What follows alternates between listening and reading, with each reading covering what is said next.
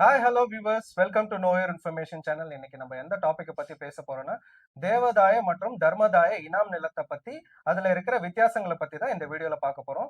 வாங்க சேனல்குள்ள போலாம்.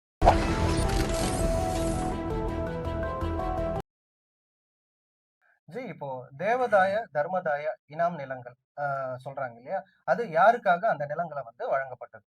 இப்போ தேவதாயம் அப்படின்றது பார்த்துட்டீங்கன்னா முழுக்க முழுக்க கோவில் சார்ந்த விஷயங்கள் தான். அது கோவில்ல இருக்கக்கூடிய கோவில் அல்லது மசூதி அந்த மாதிரி இருக்கிறவங்க அவங்களுடைய இறைப்பணிக்காக அவங்க செஞ்ச சேவைக்காக அது அங்க இருக்கக்கூடிய பணியாளர்களுக்காக கொடுக்கப்பட்ட நிலங்கள் தான் பார்த்தீங்கன்னா தேவதாய நிலங்கள் அப்படின்ற மாதிரி, அதாவது இனாம் அப்படின்ற லிஸ்ட்ல வருது.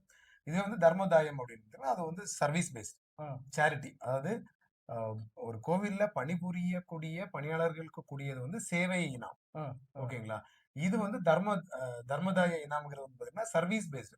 அதாவது ஒரு ஒரு நல்ல காரியங்களுக்காக ஒரு சேவை செய்யறதுக்காக ஒருத்தருக்கு கொடுக்கக்கூடிய இனம். இப்ப நம்ம ஏற்கனவே பார்த்தோம் இல்லையா, பழைய காலகட்டங்கள்ல பாத்தீங்கன்னா நிறைய வழிபோக்கர்களுக்கு எல்லாம் நிறைய சப்போர்ட் எல்லாம் பண்ணுவாங்க. இப்ப எல்லாம் என்ன பண்றாங்கன்னு பாத்தீங்கன்னா கோயில் திருவிழா டைம்ல மட்டும் அன்னைக்கு மட்டும் அன்னதானம் பண்ணிட்டு முடிச்சிடுறாங்க. அதுக்கப்புறம் யாரும் பண்றது இல்லை. வேற யாராவது போய் 10 ரூபா பிச்சை கிட்ட கூட போட மாட்டாங்க. ஆனா கோயில்ல போய் அவ்வளவு செய்வாங்க. அதுவும் அந்த குறிப்பிட்ட நாட்கள்ல. சோ அந்த காலகட்டங்கள் எல்லாம் இதெல்லாம் நிறைய இடங்கள்ல தானாவே நடக்கும். அது திருவிழா காலங்கள் மட்டும் இல்ல, வழிபோக்கர்கள் பசியாடுறதுக்காக நிறைய விஷயங்கள் பண்ணிட்டு இருந்தாங்க. இந்த மாதிரியான சேவைகளுக்கு அதாவது சேரிட்டபிள் ட்ரஸ்ட் பேஸ் பண்ணி கூட நம்ம சொல்லலாம். நிறைய பழைய சேரிட்டபிள் ட்ரஸ்ட்டுக்குலாம் இந்த மாதிரிப்பட்ட நிலங்கள் நிறைய கிடைச்சிருக்கு. சோ ஒரு தனி நபருக்காகவும் இருந்திருக்கலாம், இல்ல தனி நிறுவனக்காக கூட இருந்திருக்கலாம். சோ இதுதான் தர்மதாய இனாம் அப்படின்னு சொல்றாங்க. அது ஒன்லி ஃபார் சர்வீஸ் பேஸ்ட் ஓரியன்டா நிலங்களா தான் இருக்கும். அதே மாதிரி இந்த தேவதாய இனம் மற்றும் தர்மதாய இனம் நிலங்களோட முக்கியமான நோக்கங்கள் என்ன? இப்ப தேவதாயம் இனம் பொறுத்தளவுக்கு எதுக்காக கொடுத்திருப்பாங்க, நம்ம ஆல்ரெடி சொன்ன மாதிரி கோவில் திருவிழாக்கள் நல்லா நடத்தணும், கோவில்ல பூஜை நல்லா நடக்கணும், கோவில் கட்டடங்கள் ப்ராப்பரா பராமரிக்கணும், கோவில் சுற்றுப்புறங்கள் ப்ராப்பரா பராமரிக்கணும், கோவில்ல எந்த ஒரு செயல்பாடுகளும் பூஜையோ புனஸ்காரமா எதுவா இருந்தாலும் சரி அது தடைபடாம நடக்கணும் அப்படின்றதுக்காக வழங்கப்பட்ட நிலங்கள். அதுவும் நிறைய கொடைகள் எப்பவுமே பாத்துட்டீங்கன்னா நிறைய கோயில்களுக்கு பாத்தீங்கன்னா கோடி கோடியா கொட்டதான் செய்வாங்க. திருப்பதியில பாத்துட்டீங்கன்னா உண்டியல்கள் அவ்வளவு குடுக்குறாங்க. ஏன்னா அது திருப்பதியில குடுக்கறதுல ஒரு பிரயோஜனமும் இருக்கும். ஏன்னா உங்களுடைய சர்வீஸ் நிறைய நிறைய இருக்கு. நிறைய இடங்கள்ல உங்களுக்கு நிறைய என்ன சொல்றது கோயில்கள் அத பிரான்சஸ் அவங்க பண்ணிட்டே இருக்கிறாங்க. இப்ப தமிழ்நாட்டுல பாத்துட்டீங்கன்னா அதெல்லாம் கிடையவே கிடையாது. நிறைய கோயில்கள் அதுல இறைப்பணிக்காக அவ்வளவு பணம் வந்தா கூட நிறைய கோயில்கள் புனரமைக்காமலே அப்படியே மெயின்டெனன்ஸ்ங்கிறது இருக்கு. இது எதுக்காக அந்த நிலம் கொடுத்தாங்க அப்படின்னா இந்த மாதிரி பில்டிங்ஸ் எல்லாம் மெயின்டெனன்ஸ் பண்ணணும், சரியான ஃபாலோ பண்ணணும் அப்படின்னு. இப்ப என்ன அப்படின்னா கோயில் நிலங்கள்ல இருந்து வரக்கூடிய வருமானத்தை எல்லாமே எடுத்துக்கணும். ஆனா எதுவும் பணிகள் செய்யக்கூடாதுங்கிற மாதிரி நிறைய விஷயம். இப்ப நிறைய கோயில்கள் பாத்தீங்கன்னா நீங்க ஈவன் ஒரு பஸ்ல ஒரு ரூட்ல இருந்து ஒரு போனீங்கன்னா அவ்வளவு கோயில்கள் சிதிலம் அடைஞ்சு கிடக்கும். அதாவது செடி புற்று புதர் மண்டி கிடக்கும். பார்த்தாலே தெரியாது கோயில். இந்த மாதிரி எங்கெல்லாம் இந்த மாதிரி கோயில்கள் அதிகமா இருக்கும் அதெல்லாம் பாத்தீங்கன்னா ஹெச்ஆர்என்சில தான் இருக்கும். சிறு சிறு கோயில்கள் எல்லாம் இருக்கும். அதை அவங்க ப்ராப்பரா மெயின்டைன் பண்ண மாட்டாங்க. அந்த காலத்துல எதுக்காக கொடுத்தாங்க அப்படின்னா இந்த மாதிரியான நற்காரியங்களுக்காக தான் கொடுத்தாங்க. பூஜை தடைபெற்றக்கூடாது, திருவிழாக்கள் தடைபெற்றக்கூடாது, அது மாதிரி பராமரிப்புகள் எங்க தடைபெற்றக்கூடாது, அதுக்காக கொடுத்தாங்க.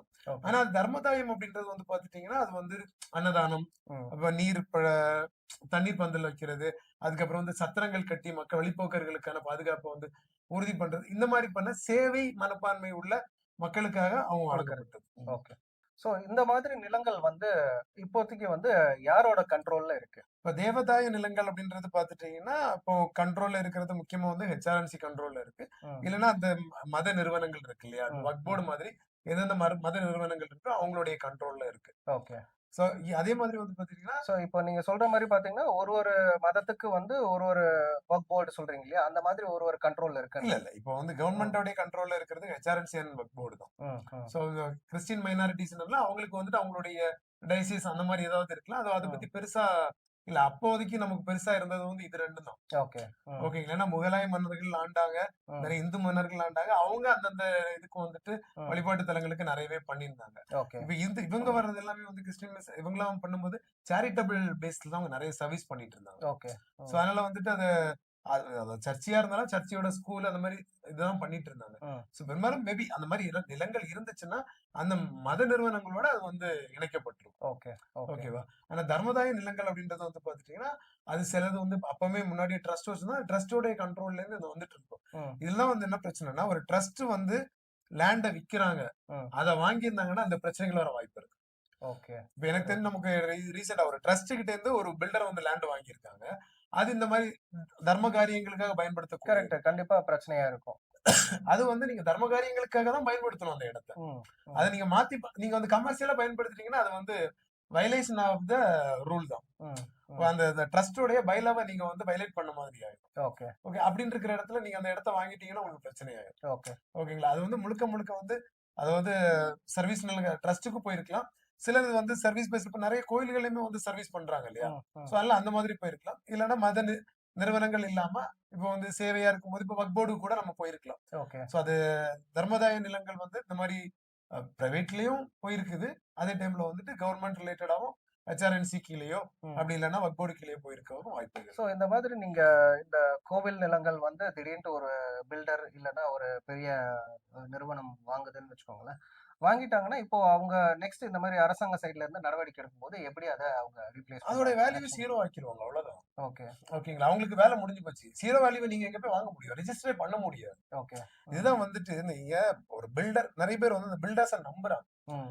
பில்டர்ஸ் எந்த மாரியான விஷயங்கள் பண்ணுவாங்க அப்படின்றது வந்து உள்ள போய் அந்த வீட வாங்கின பிறகு தான் நமக்கு தெரியும். கண்டிப்பா. அந்த வீடோட குவாலிட்டியா இருக்கட்டும், தரமா இருக்கட்டும். நீங்க ஒரு பில்டர் கிட்ட போறீங்க, இடம் வாங்குறீங்க, இல்ல வீடு வாங்குறீங்கன்னா, நீங்க அவ்ளோ விஷயங்கள வெரிஃபை பண்ணணும். கண்டிப்பா. நீங்க சொல்ற மாரி இப்போ ஒரு பில்டர் வந்து ஃபுல்லுமே வந்து போலி டாக்குமெண்ட் ரெடி பண்ணி அத வித்துட்டாங்கன்னா, யாருக்குமே எதுவுமே தெரியாது. இதுல என்ன பிரச்சனைன்னா, நீங்க ஒன் டூ ஒன் இப்போ நீங்க செல்லர், நான் பையர்னா ம். ப்ராப்ளம் இல்ல. உங்கள எனக்கு தெரியும். எங்கேனாலும் வந்து கண்டுபிடிச்சிடலாம் அப்படின்னு. ம். ஒரு பில்டர்னா ஒரு கம்பெனி. அங்க போனீங்கன்னா, ஒரு நாள் இந்த மேனேஜர் இருப்பாரு. அடுத்த நாள் வேற ஒரு மேனேஜர் இருப்பாரு. கரெக்ட். கஸ்டமர் எக்ஸிக்யூட்டிவ் ஒருத்தவங்க இருப்பாங்க. வெல்கம் டெஸ்க்ல இன்னொருத்தவங்க இருப்பாங்க. நீங்க வந்து கரெக்ட்டான ஓனர பார்க்க முடியாது. அது ஃபர்ஸ்ட் ப்ராப்ளம். நாளைக்கு உங்க லேண்ட்ல ஒரு இஷ்யூ வருதுன்னு வச்சுக்கோங்களேன். நீங்க யார கான்டாக்ட் பண்ணணும் உங்களுக்கு தெரியாது. ம். 2வது என்ன பண்ணுவாங்கன்னா, இன்னைக்கு இப்ப வந்து இந்த லேண்ட் எல்லாம் சேல் பண்ணி முடிச்சாச்சு. வீடெல்லாம் வித்து முடிச்சாச்சு. 1000 வீடோ, 1500 வீடோ நம்ம சேல் பண்ணியாச்சு. வேலை முடிஞ்சுச்சு. கம்பெனி பேர மாத்து, அப்ஸ்காண்ட் லொகேஷன ஆயிடுவாங்க. மாத்து, ஸ்டாஃப மாத்து, முடிஞ்சு போச்சு. நீங்க வந்து கேட்டா மே ஐ கம் இன்னா, நீங்க யாருன்னு தான் கேட்பாங்க. கண்டிப்பா. நீங்க ரூ. 2,00,00,000 3,00,00,000 இன்வெஸ்ட் பண்ணி இடத்த வாங்கியிருப்பீங்க.